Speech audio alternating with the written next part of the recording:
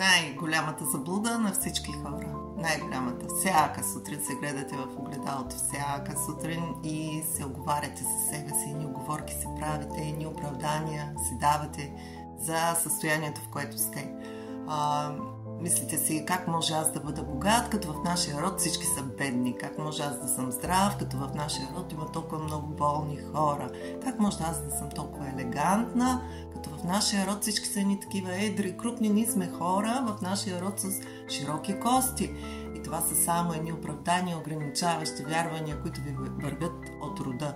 В нашия род, в нашия род, в нашия род.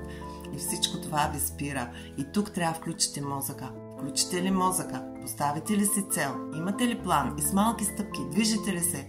Тоест трябва ви действие да се задвижите, просто да почнете да правите нещо.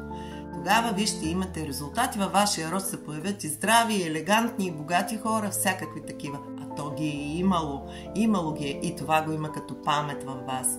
Защото вашия мозък е свързан с мускулатурата на тялото ви и с всяка една клетка във вас.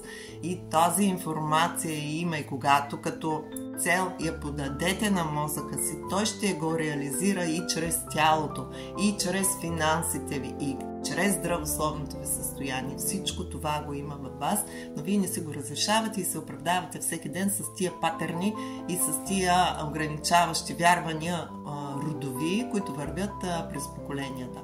Вие можете да го направите това. Имате силата, действайте.